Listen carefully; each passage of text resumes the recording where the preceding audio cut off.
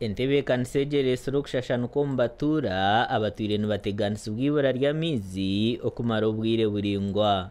Muno abakazi babakira abandi kuhambwa abo banda hano bukora mbibiromu ekindi tubayintutuma abana abo kuba harayira abana abo ni baruwayo muno nosanga abana basisikalire hayiziboko tubaire ntutunga ekizibu hakunyise ebisoro byaitu ndiyo musubike hampuno tuine kuiha amaizi agokunywa agokutabula ebyokulya baita bazi bantugayiha hara.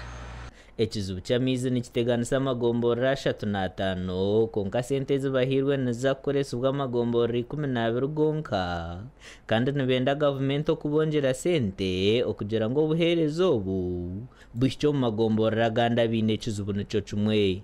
Notukusabira gavumenti ya NRM ha poti y'amaizi bongereho sente kuko abantu bafuna amaizi abukuba amaizi bakomezi basaba kaunti zitatusonge kufuna mu this financial year zifuna at least next financial year zifuna amaizi ni nkigumya ngo amaizi ganage batuhaire kajya kutubera go mugaso kandi gatuyambeho nk'abantu abaherere ekicweka kino tukaba tutungire salwers zatufuaho salwers zatufuyireho twatandika kunyora mu kidibiko badamba ni ntwaro bujunanzo bw'amani muno kwikaninya y'ebidibiko baitu kintu cyaba kimhari yebyo ebijja kutuyamba kunywa amaizi amarungi.